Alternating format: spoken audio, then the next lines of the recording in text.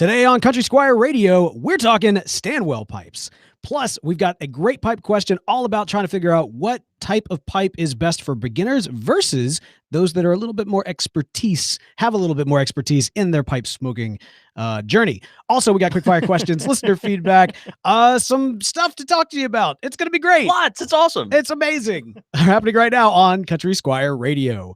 Welcome to Country Squire Radio. I'm Beau. And I'm John David. JD. Hey, good afternoon, Beau. Man, good afternoon to you too, sir. How you doing today? I'm doing great. It's just go time, right? It is. We're getting into this time of year, and things are crazy. And of course, we had a great event we'll talk about shortly in the shop. But man, things are wild. Things are wacky. Pipes are being smoked. Working on new blends. Rushing to get a few fun and interesting things out, and things are good, man. Yeah. What's going on in your world? Oh man, I had a great morning. Actually, got a chance to get out there and enjoy some of the leaves changing. A couple years ago. That a lot of times that doesn't happen here, but this year we're getting some getting some foliage. Oh yeah, it's real pretty. So when I first moved into my house, and actually right before my first child was born, I planted a tree in the back of my yard. I don't think the judge was there. So you planted like a maple. Maple tree. Yeah, that's right. Those are pretty. One of those red maple trees, just because very pretty. It also added kind of some privacy because it kind of covered this area where the neighbor's porch was like looking directly into our yard. Yeah. And unfortunately, I mean, it's grown very well. But you killed it. Well, no. It's that the branches have now started to like go over into the neighbor's yard because it is like right there, and they're peeking over the fence, and so now I'm kind of in this unique position. Do you do some pruning or what? Exactly. And so I think I'm going to do my best to actually chop off all branches heading to his house, and hopefully that won't ruin the aesthetic of the entire thing. So working on that and enjoying my pipe along the way. Of course, I wasn't able to enjoy my pipe this past week. You were sick as a dog. No, and then your family got sick. So this is the thing. And actually, if, listeners may notice my voice sounds much better this week than it did last week. And that is because I am all better now. And in fact, during the Jackson Pipe Night, I was all better then, but I brought it and gave it to my wife and my kids. The old gifting of the family crud. Man, it hit my wife especially hard on the night of the Jackson Pipe Night. And so, you guys with kids, or y'all folks with kids out there, y'all know how this is. Like, if your spouse gets sick, it's not like you can just like, okay, here you go, baby. Here's the soup and everything else. Like, no, you still have to take care of the kids so that she can rest. So it's one of those things that, like, so I was homebound, taking care of the wife and kids. My hope was that I could get the kids down early enough and then catch on the back end, because I know we had some listeners that showed up and they did, and I really wanted to be there for it, but unfortunately my 3-year-old was not on board with that plan. And as I understand it, she is still awake, so this is just kind of the way when the nap happens, it's going to be awesome. It's going to be amazing. It's gonna be amazing. But no, tell me about it, man, because I look forward to this event all year. I was actually this weekend looking at my pipes thinking like, oh man, I'm so no. I know, right? And then it didn't work out. You were looking forward to coming in, making a good time. Yeah, it was great. Of course, the annual Jackson Pipe Night happened last Thursday, and man, it was awesome. Had folks from several places, New Orleans. The winner of the contest is our good friend Rylan Brown. Came all the way from Little Rock, Arkansas, down just for that one night, and competed and won. That was so great. Made 49 minutes, and that was cool. So it was just really a lot of fun. Had a great time. He brought us a couple of gifts. I've got this pile of things that we need to discuss on the live show. Ooh. That we just can't get to right now because I keep forgetting to bring them to the studio. So in the very near future, that's gonna, we'll figure that out. Perhaps we can figure that out on air here in just a few minutes, even how that can happen very, very soon. Oh, okay, yeah, we'll talk about that in a second. Okay. But yeah, keep your time. Yeah, but we just had a fantastic time. Good turnout this year, man. Live music. By Dylan Lovett, which was always great. Oh yeah, great musician. Yeah, but we had a really excellent turnout. Folks brought food, and it was a lot of fun. Interesting feedback on the blend that I created for this contest. Yeah, tell us about it. Well, it's one of those things every single year. If you make a non-aromatic, the aromatic people complain. If you make a aromatic, the English blend smokers complain, and on and on. And so finally I was like, we're going to go down the middle here, and we made a Virginia Burley with some unflavored black Cavendish, and so very very neutral, extremely light. Interesting. Not a whole lot to it, to be honest with you. Yeah. And it was one of those blends I didn't expect people to gravitate towards as far as something they really liked, and frankly they didn't. Yeah, I was about to It was say. just very very airy, not particularly interesting or sophisticated, but it worked good for a slow smoke blend. I figured times this year would be a little lower, and they were. So Ryland won at 49 minutes. Did a great job. But a lot of times, we'll have times on up into 50 minutes, over an Oh, hour. well past Stuff. the hour Yeah, mark. stuff like that. I'm kind of So, curious. Where was kind of the median? Like, where were the majority of people dropping out? yeah, it was early 30s. Yeah, or early 30. Dude, minutes. I could have placed this year. Yeah, like late 20s, early 30s. It was right in there. And I know I was talking down my game leading up to it, but Yeah, since I wasn't actually able to go, man, I would have won, man. Well, we had one person go out within the minute he's a new pipe smoker, good friend of the shop. Somebody has to. New pipe smoker, good friend of the shop named Doug. And Doug, he got his first match lit. It immediately went out after he put it to it, and then the second match, the head broke on it, and so it was just he was just done. But a good sport though. But after that, everyone, I think the first person that went out was maybe 6 or 7 minutes after that, and so respectable, did great, and we had a good time. So it was cool. The folks, of course, from Savinelli came, and they presented some gorgeous pipes for this event.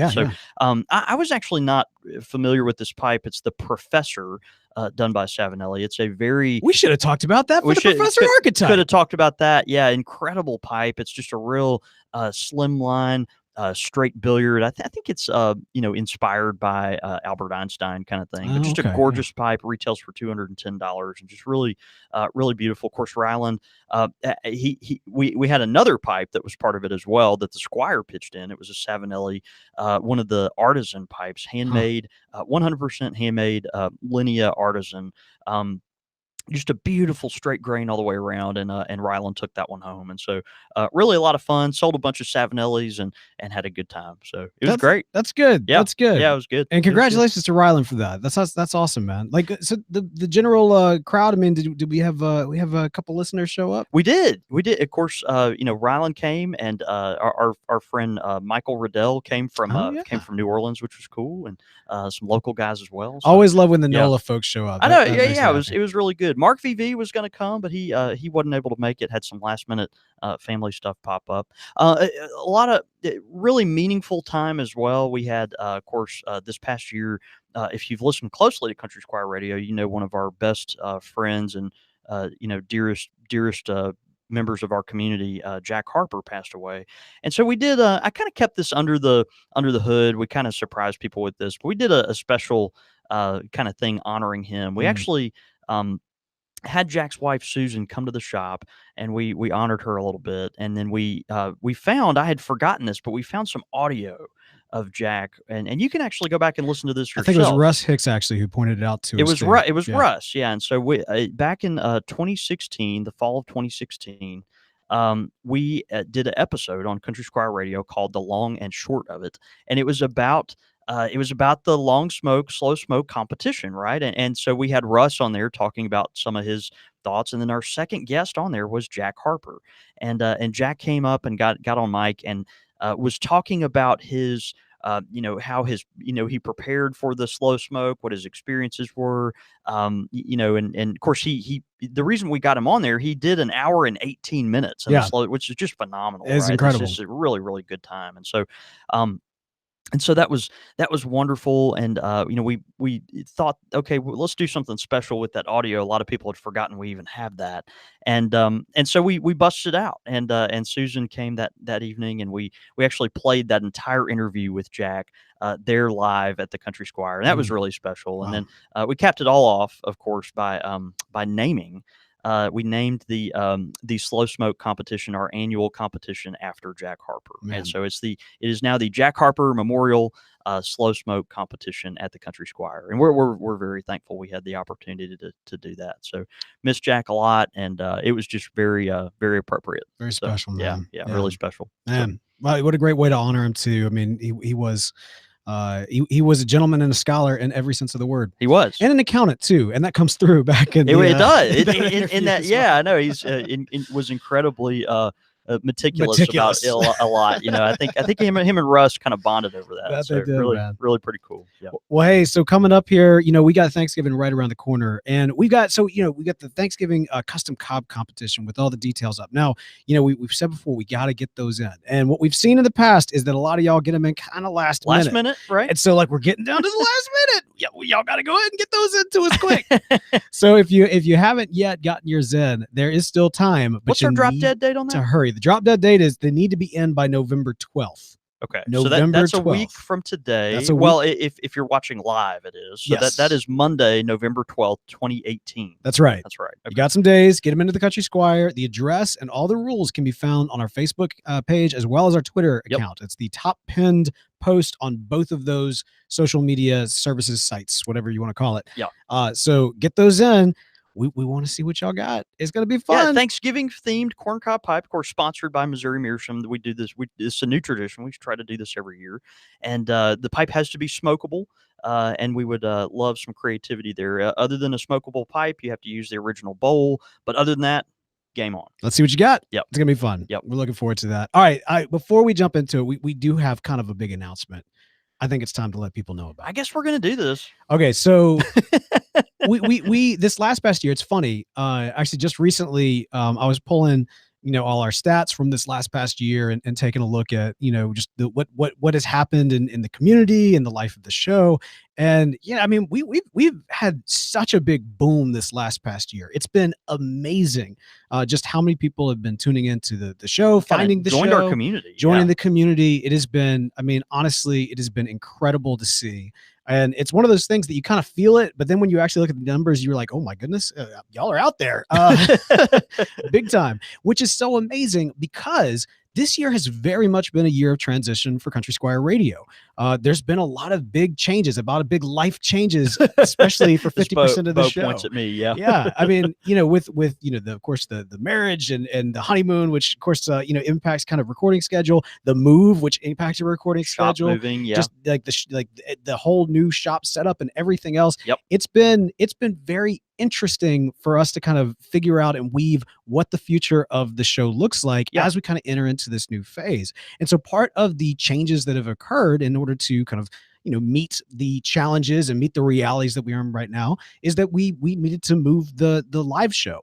Now, for the vast majority of people that listen are not necessarily listening to the live show, but those of you who do tune in, we love y'all so much. And you're a huge part of what we do. Yeah, I mean, obviously, so many more folks download the podcast through their favorite podcast player, watch us on YouTube, catch us reruns or whatever. But a big piece of the show is the live show. It's Absolutely. Our interaction with you. It's our ability to come together once a week. You've let us join your family, your weekly routine and rhythms and all that. So we're very thankful for that. And we're also aware of the impact that has for when we change the time and the fact that we've seen the response. We've seen a lot of you say, "Man, I used to love this, but I can't do this at this time." Yeah, and we've seen a few of you who've said, "Oh, this is great. I can actually catch this now while I'm at work or whatever it may be." Or if you're like Russ, then you're getting busted by your boss for having headphones on, that sort of thing. But regardless, in order to kind of maintain a live show, we had to move the time.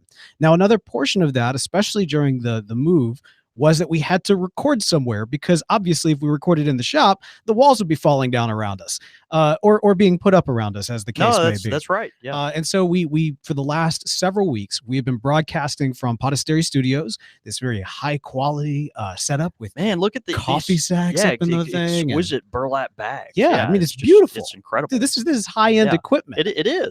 This is professionalism to the max. Why on earth would we want anything else than professionalism to the max? I'll tell you why. Authenticity. We want to take the show and bring it back to the shop. Yes, that's right. Starting next week, the live show. We're going back, baby. We'll be back in the shop. And not only that, because we'll be broadcasting at noon every single Monday at the shop, that means that you, those of you who are local or those of you that are able to make your pipe pilgrimage, can actually come and join us for the recording of Country Squire Radio. That's right. On a weekly basis. Every single time that we've got a live show, it will be at the shop. The shop will be open. You'll actually, we'll kind of figure this out as we go along, because it's a little terrifying. I'm a little nervous about it, but you'll actually be able to see folks, walking behind us. What would be like Good Morning America type situation. That's right. Yeah. Come with your signs. People holding up their signs, hopefully not doing anything too lewd or offensive, but behind us, no, it's going to be great. So we're taking our 12 o'clock Central show and we're moving it to the Country Squire. Now what we've done historically,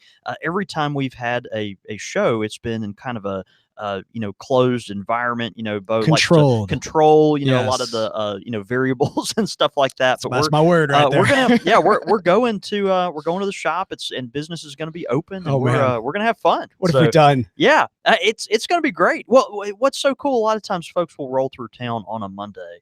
They'll make their pilgrimage. Maybe they're have a road trip through the weekend. They'll swing through Jackson on Monday. And frankly, what's exciting is this is going to give you the opportunity to sit in on the live show. And so now, if you're rolling through town, you can be a part of what we're doing, and it just adds a new element that we're really fired up about. Absolutely, it's gonna be interesting. Y'all are coming along with us for the ride. Those of you who are able to tune in for the live show, and for those of you who are able to make your pilgrimage, or if you're looking for a time to make your pilgrimage, we got a good time for you. So it should be a lot of fun.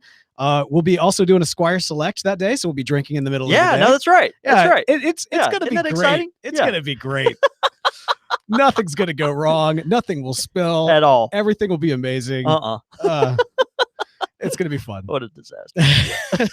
But of course, you can tune into the live show at countrysquireradio.com. That, as John David said, is noon Central Standard Time. But check your local listings for your broadcast time. Or John David can tell you, because he's got it memorized.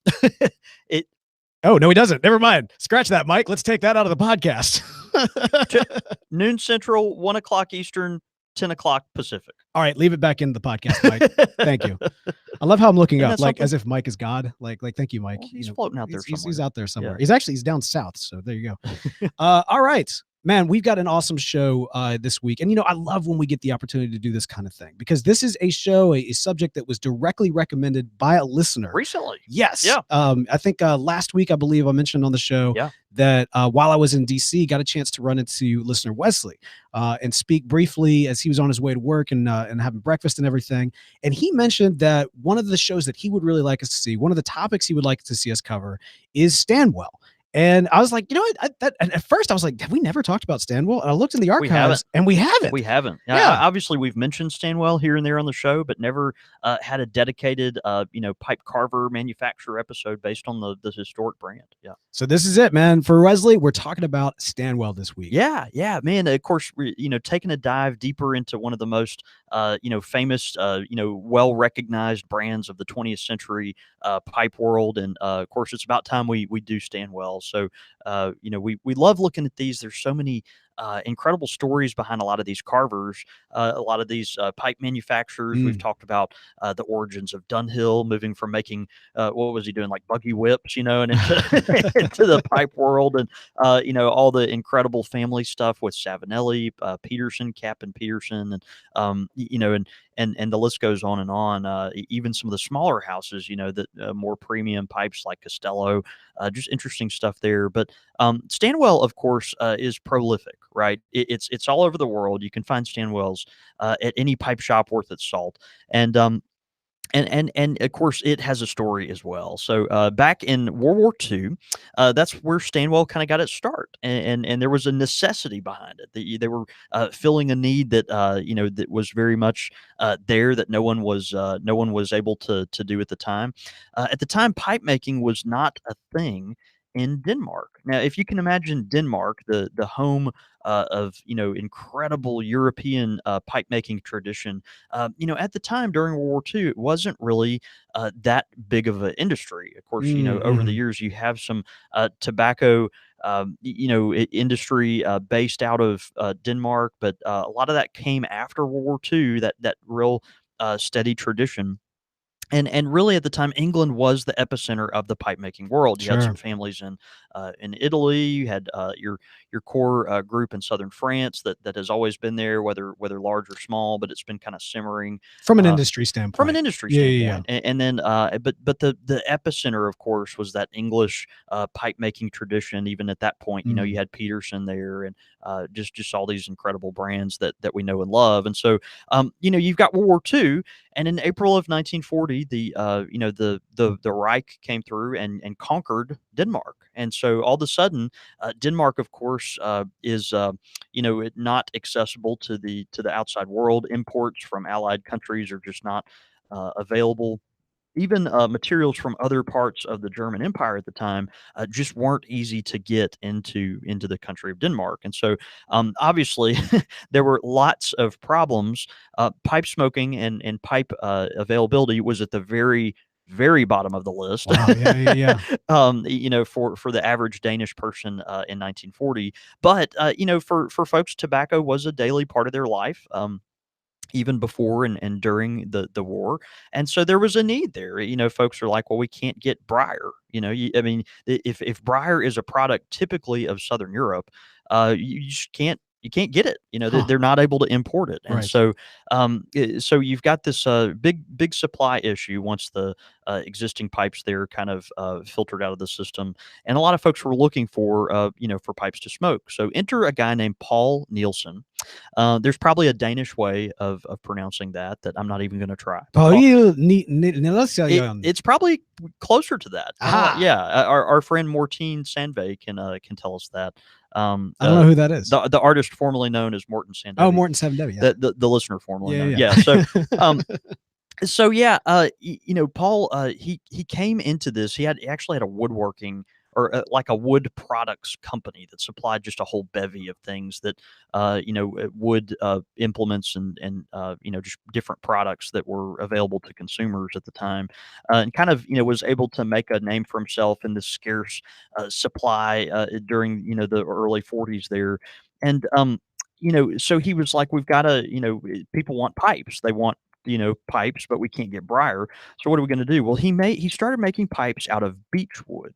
Now, the beech tree, is not necessarily known for its, premium pipe making qualities, and so I'm sorry, um, beechwood? beech wood, yeah, and that is from the beech tree. Okay, so this is not tree wood that is washed up on the beach. No, yeah, it's actually a tree, yeah, Huh. and so Palm tree? no, it's not. It's called beech wood. Interesting. Yeah. I've literally never heard of a beech tree Yeah, before. yeah. It's I mean, they're interesting trees. They're just kind of native to that area. Huh. Okay. So Yeah. anyway, just but that's what they had available, and so they weren't able to make the briar tree pipes, but this is what they had, and so he started Paul with his company started cranking out some pipes made of beech, and this is a very easy to burn wood. It's not particularly heat friendly, and so these folks had to smoke it very slowly, right? They Wow. had to smoke it, very intentionally. Think, it would get super hot, almost like a clay pipe, so you had to be careful holding it in your hands. Be very deliberate to build some cake and things of that nature. But I mean, was the risk pretty high of it spontaneously of a combusting? burnout, yeah, Wow. yeah. So, Huh. burnouts were common, but it's what they had, and so, Sure. Yeah. they were a little less expensive, but it was, something that they could, reliably, make and then, consume tobacco with, and so, you can still occasionally find these on the market, which is kinda cool. They're expensive, but the, Kyringe, I don't know how to say that, Ki Kirinji, Kirinj. I don't know how you say that, but that was his company. That was, Nielsen's company, and so these pipes were stamped, stamped that, and some big collectors have found those through the years. In 1945, after the war, you've got victory in Europe, and the market immediately starts to open up, and all this reconstruction and everything. But Briar becomes available again. As imports from Southern Europe and then premium pipe making supplies are available, and so Nielsen had been making these pipes because they couldn't import anything nice from places like England. Well, just because the war's ended now doesn't mean he's going to just close his company. He wants his new pipe making company to compete with the best English pipes in the world. Right. Yeah. Yeah. And so he calls his company. It's so interesting to me. His name is Paul Nielsen, Poul Nielsen, so a very Danish name, and he names his company something that has nothing to do with that, and he calls it Stanwell. Which sounds like such a family name. Well, it's a family name. You think of Stanwell. He did some research. He wanted something that just was evoked that thought of premium English products. Something a premium English good that just it kind of had that mystique. He was playing into the motif there of kind of a old gentlemanly thing, and Stanwell just sounded like such an English name that had some strength to it, and he literally picked that name because of that. He wanted something that was going to be recognizable in competition with a with the English pipe making world. I mean, I'm curious. Was he trying to cover up the fact that he was Danish? I don't think it was a cover up thing. I think it was more of a just introducing it into the market in kind of a way that was a little more palatable at the time. And along the same lines of the brands you're accustomed to. That I guess I can kind of see that. Yeah. Well, and what's interesting is, of course, we'll talk about in a moment. The Stanwell, even though yes, they've got this kind of English name, and they even changed the logo was even very British. They wanted this horse and carriage thing with these top hats and all this kind of stuff. It's and British, so extremely and British. to this day, that's Stanwell's logo. They've got this kind of horse and carriage thing, and I don't know. It's just kind of fascinating. Wait, is the horse wearing the top hat? No, I'm sorry. Just the idea of a horse pulling a carriage while wearing a top hat is about the most British thing that I can possibly think of. With a monocle, maybe? Yes, with a monocle, right? Exactly. Drinking warm beer and apologizing for no apparent reason. That seems the most constantly British. Apologizing. And again, our apologies to our listeners in Britain. You just did something very British. Yes. So that's great. Yes. After making fun of people, which is very American. They didn't bring back the War of the Roses this year. That happened last year. Where's the War of the Roses this year? Well, I don't know. I think they declared a victor. But anyway, so anyway, on to say, they created this, company that kind of had an English feel to it, but the pipes were unashamedly Danish. That they were very different. Of course, we look at Danish pipes on this side of the 20th century, and we think of Danish pipes as being more organic, almost inspired by sweeping curves, following a lot of grain, not very set in stone as far as their shapes go. Very almost vegetal in a way, that very inspired by nature kind of thing. Just very it's just very different. The Danish pipes have a look to them that we all know, even though sometimes they're hard to describe. And so, the brand took off. It took off under this name. Matter of fact, it got so big, of course, it started competing with English pipes in the European market. Paul Nielsen changed his name. He changed his surname to Stanwell. There you go. And of course, he was just such a lover of the craft and what he was doing, and then changed his name. So, kind of like you. Instead, you're going to drop the coal and become John David Country Squire. That'd be the equivalent. That's one option, right? Yeah, John David Squire. John David Squire. Actually, that's not bad. Yeah, we'll talk about that. Yeah. we'll focus group that and see how that would play, and then if that goes well, then we'll see. That's good. So just really interesting. Over the years after this happened, of course, you're getting now into the 50s and 60s. Nielsen's, then Stanwell's factory, had become a kind of this hub for pipe making creativity. They were a resource for Danish pipe makers. Obviously, we think of people like Sixten Iverson, Jess Chenoweth. Nowadays, Tom Eltang. A lot of these incredible carvers took advantage of the Stanwell ability to get resources, do things like sandblasting, get access to some more premium, ebonites, bamboos, things of this nature. And so there was a lot of collaboration between these really famous Danish carvers and then the Stanwell factory. Matter of fact, the carvers, they would make, of course, these beautiful shapes that we recognize today, and they would, Stanwell would pay them for the rights to those shapes, and so they would take let's say a Sixton Iverson shape. Or a Lars Iverson shape, and they would actually figure out a way to mass produce that shape, basically by turning it on a lathe or in a machine, and then hand finishing the pipe, which we know today. And so interesting, they would have these shapes that over the years were inspired by all these incredible Man. carvers, which are really beautiful. So, and that carried on for some time. Um, the collaboration was really important, and then it went into the 70s, kind of this golden age of Danish pipe making. Stanwell, and of course, we all think of the products that were cranked out by Ben Wade, which we've talked about before on the shop. Just these incredible freehands, lots of organically shaped pipes that experimenting with new materials and things of that nature. And some of the best pipes in the world were made in that 1970s decade. Just beautiful, beautiful pieces. Again, Stanwell took some of these famous shapes and did what a lot of carving houses do now. You think of the Savinelli, Brebbia. These folks, they're turning pipes in a lot of times on a lathe or machine, but they're all hand finishing these pipes. So these stems are hand cut. The pipes are hand stained. The final sanding is all done by hand, and so that was kind of their model. So it just became synonymous with an incredible value over the years. Right So on. very much in the line of a Savinelli or again think Brebbia, Nording, a lot of these pipe carving houses that just offered a lot of pipe for a very reasonable price.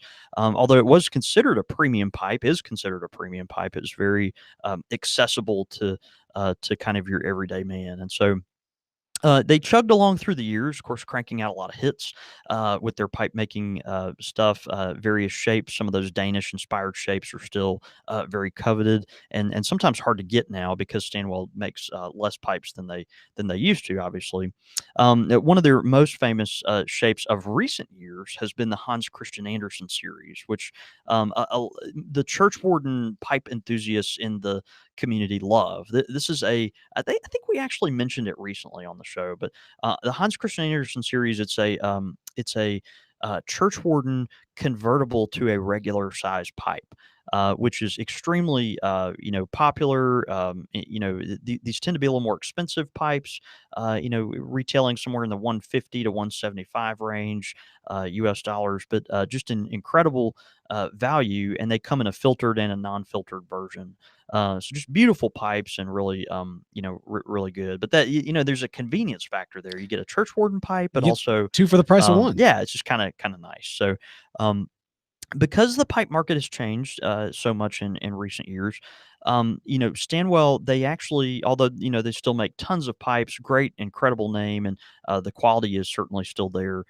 They decided in 2010 to move their factory from Denmark. This was a big deal, caused a lot of stir, but they moved their factory from Denmark to Italy, and that was due to a lot of reasons. But I think one of the biggest factors there was the ability to start getting closer to some of the source products. It was more of a logistical thing, and they were just it allowed them to be able to compete better as far as collaborating with other pipe making houses and things like that. And so in 2010 they moved their factory to Italy. And so now Stanwell pipes are Danish inspired. They're Wow. not Yeah, Danish yeah, yeah. made, but it was the last pipe making factory in Scandinavia. How about A that? and so that was, it was a big loss, but at the same time, we think of Stanwell as a Danish pipe. It's a Danish-inspired pipe. It's one of those brands that, goes way back. We think about, this is not the first time this has happened. We've got brands like Camoy, that were originated in France, went to England, a lot of its, great history there, came back to France. This is, GBD similar. I mean, you've got, um pipe brands that have done that before. But anyway, incredible pipe brand. As far as I can tell, we carry Stanwells at the shop, and the quality has not changed. From at least from my perspective, I don't have one of the newer Stanwells, but all our Stanwell customers that have bought newer Stanwells made in Italy have been very happy. So anyway, great pipes, incredible value, lots of beautiful shapes and finishes. I love some of their sandblasting too. It's really nice. Yeah. So that's Stanwell, man. Man, Good kind of overview of a well-known pipe making company in the 20th century that's still going strong. man, what a journey. Like I almost feel like I just listened to How I Built This. You know what I mean? Yeah, like yeah. what a great story. Kinda What a great cool. origin story, man. Do you actually, out of curiosity, in your what do you call it? I mean, obviously it's not a seller of pipes, but Collection? collection of Yeah. pipes.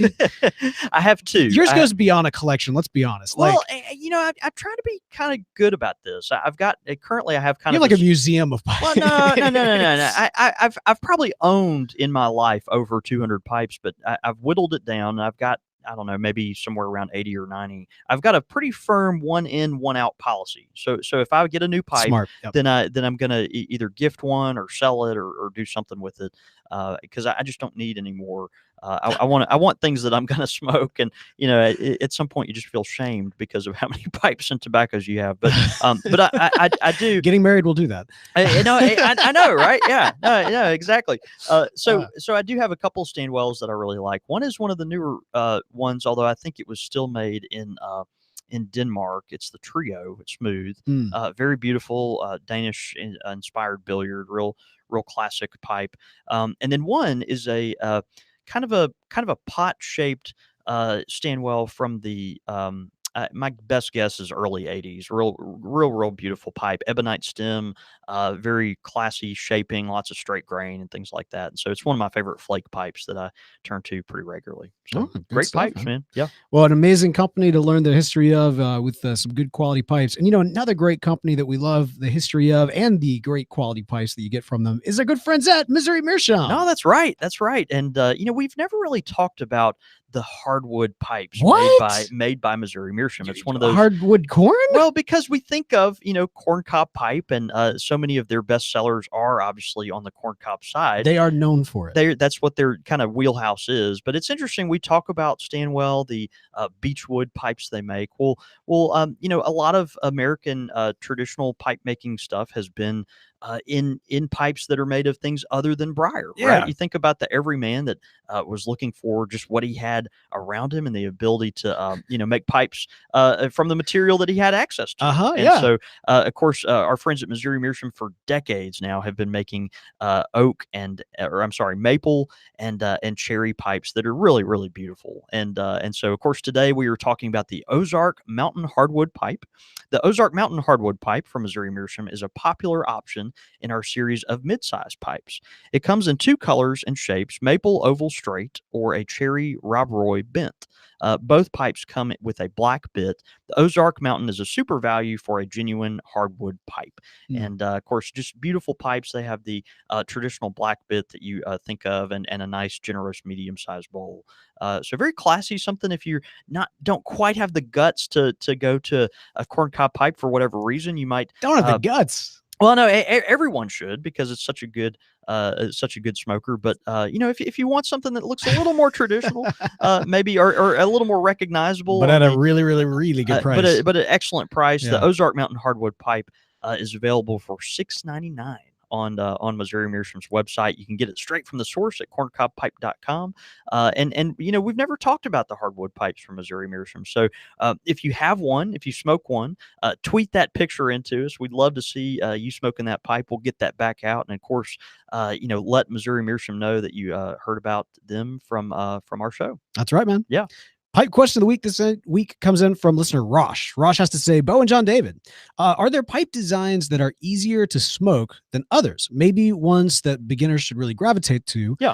Conversely, are there any shapes that would be kind of considered more advanced and would require more experience? Again, that's from listener Rosh. It's interesting. A lot of folks, we've talked about this before, how the church warden pipe, the kind of Lord of the Rings stuff, brought a lot of people into the pipe world, and that is good.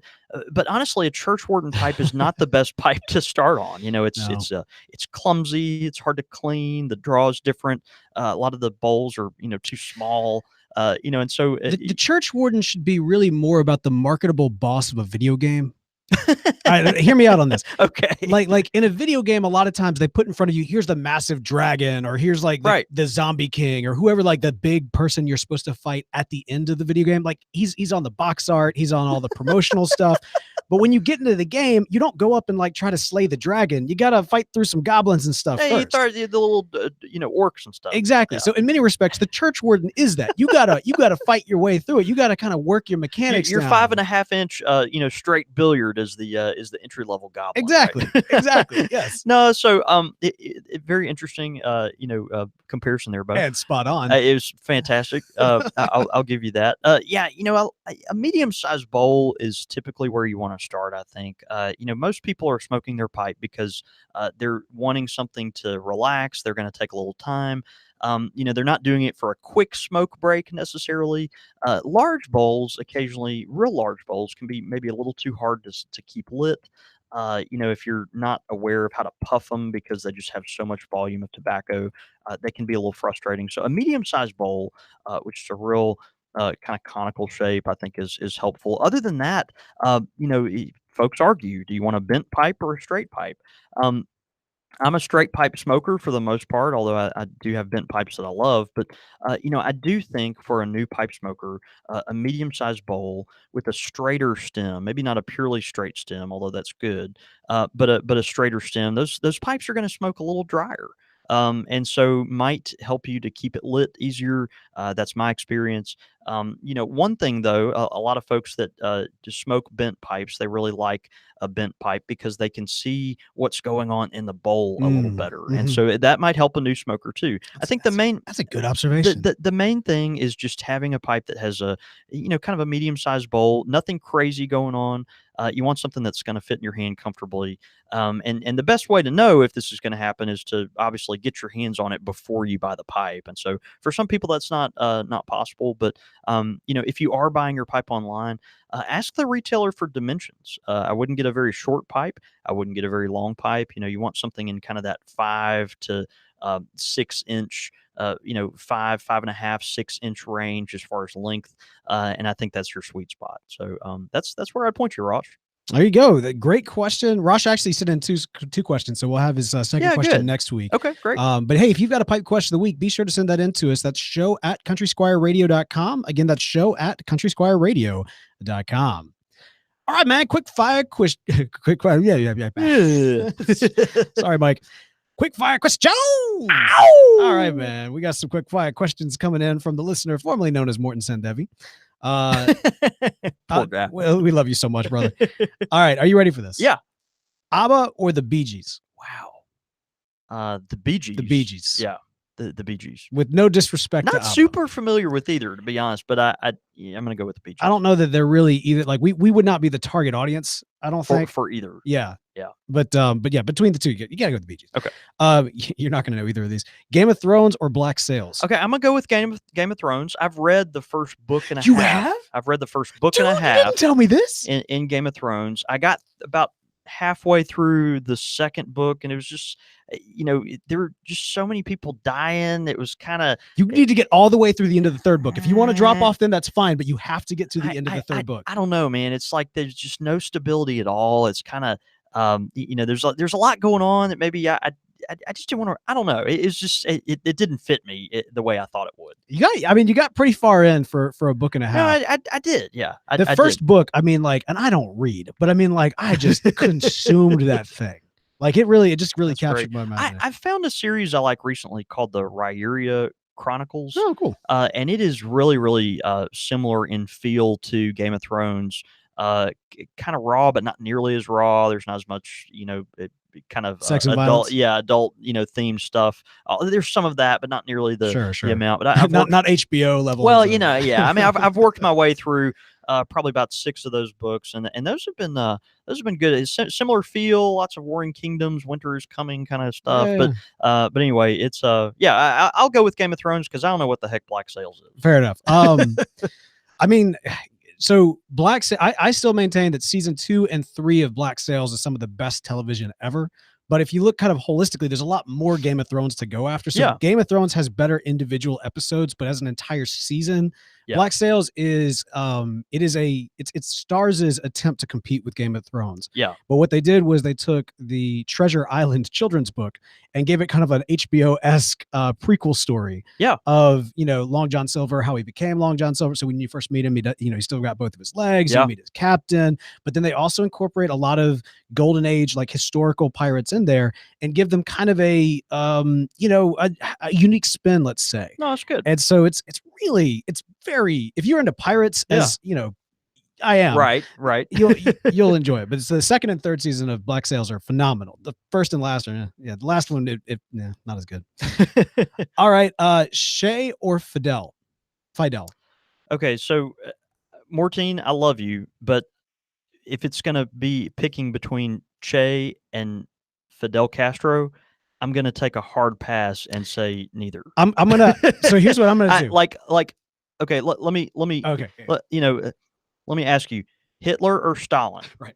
Like I'm gonna take a hard pass and say, well, I'm thinking things that I can't say on Country Squire Radio, but the question is a very firm neither. So I'm gonna let my dyslexia goggles retell this one. Okay. Cher or Pharrell? Cher. Absolutely. Yeah. Cher. Absolutely. If I could turn back time.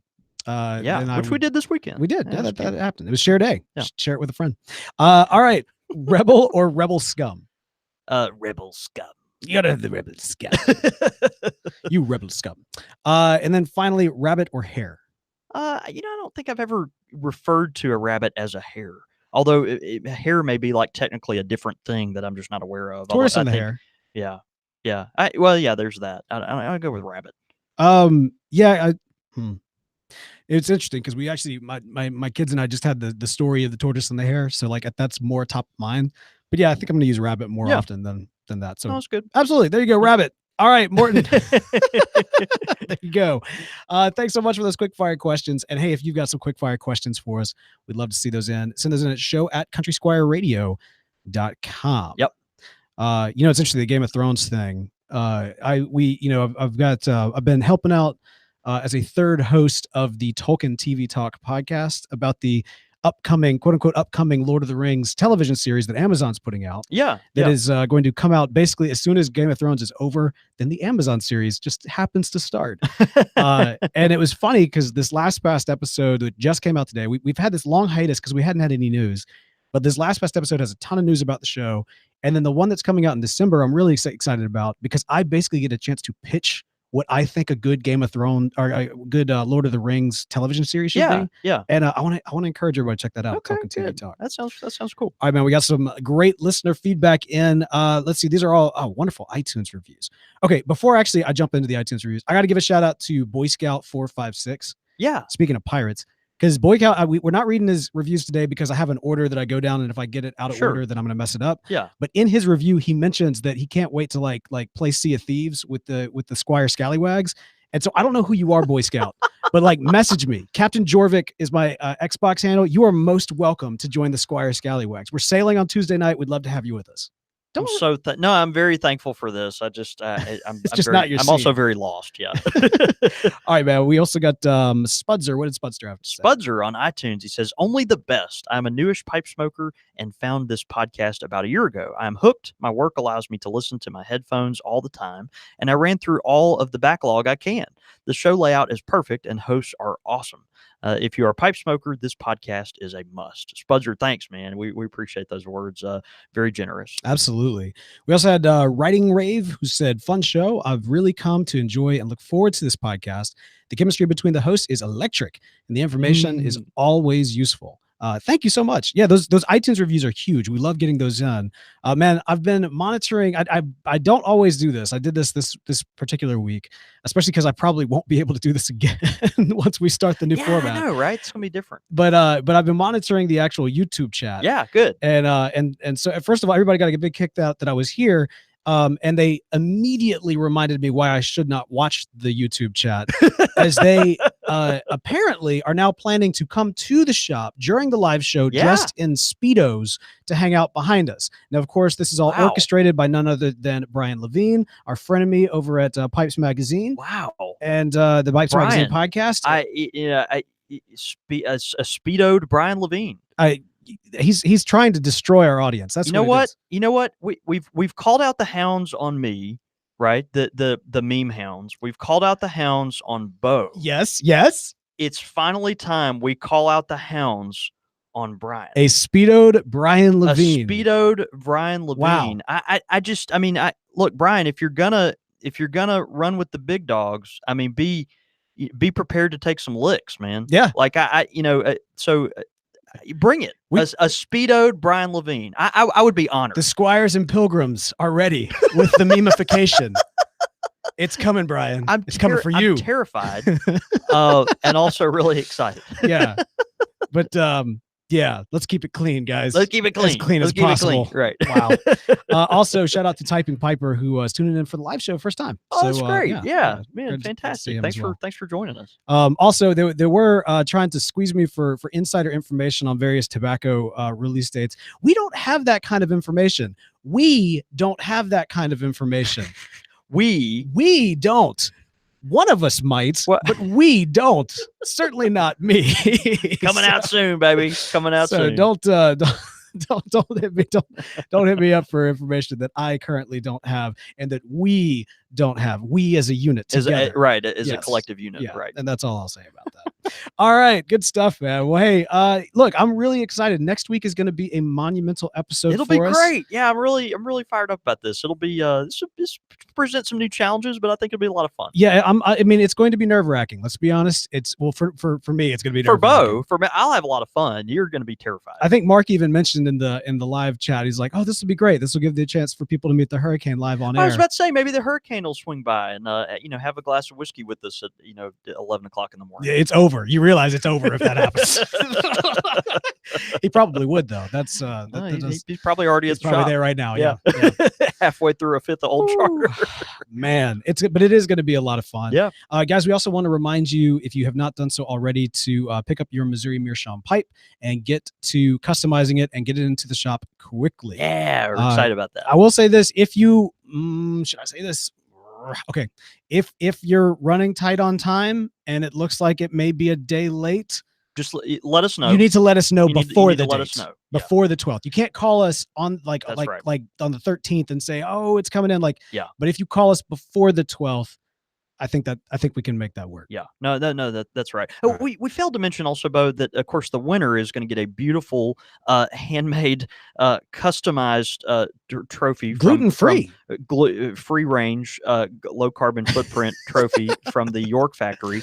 They will also much less important, but they will also get an unopened 8-ounce bag of Esoterica Penzance. Unopened 8-ounce bag. That's from the Squire. And then one of our listeners actually has donated a few ounces rather of Stonehaven. It's not a closed package, but it is a few ounces of Stonehaven that will also be available to the winner. So anyway, proceeds from we'll auction off these pipes. Proceeds as per last time will go to the Ronald McDonald House, and we're very excited about that. Absolutely. Can't wait to see what y'all come up with.